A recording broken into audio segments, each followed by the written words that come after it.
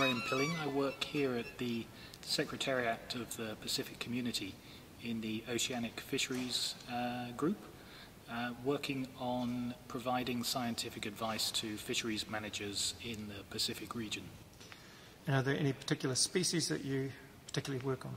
I work on all of the 4 different species that we look after and advise on in SPC, so the skipjack, yellowfin, big eye and albacore stocks. So it's all tuna you work on? Primarily tuna in my case, yeah. And what are the stocks like here in the Pacific? In general, they're doing okay. The only stock which we have a current concern over is big eye tuna, where there's basically too many boats out there catching tuna, although the stock as a whole is doing okay. One of the others where we have no current concerns, but we know there might be an issue in the future, is the South Pacific albacore stock, where catches have increased very rapidly in the last couple of years. And why is it that they've increased rapidly? What's happened? There's basically been a lot of new fishing effort, new fishing vessels entering that fishery, moving from other areas and other regions into the South Pacific. You were suggesting there should be some sort of mitigation steps or precautionary steps taken. Would you elaborate on those, please? Yeah, it was in particular on the South Pacific albacore fishery.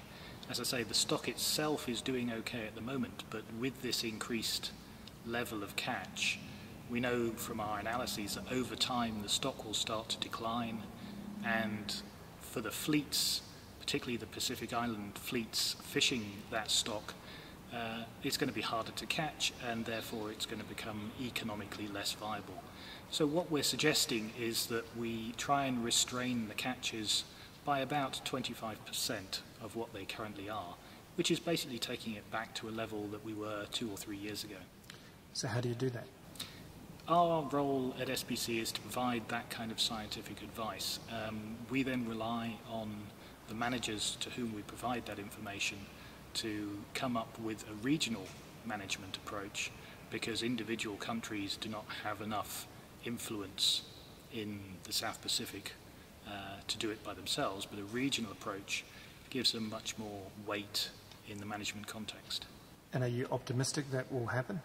Yeah, certainly South Pacific tuna albacore is a very important stock for a number of the Pacific countries, and that gives an imperative to them to try and control the catch so that they can keep their industries going into the future. So I've seen a lot of positive signs in recent months. Well, that's all very encouraging. In terms of your suggestion of reduction of 25%, does that only apply to big eye and albacore?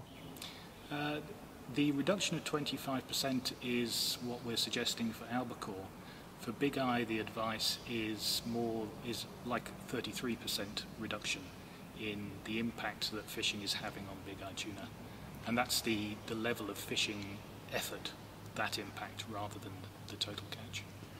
And if I'm a fisherman and I say, there's plenty of fish out there, that's just a number you've picked out of the air, what degree of confidence do you have in those numbers? Is there a slop around them?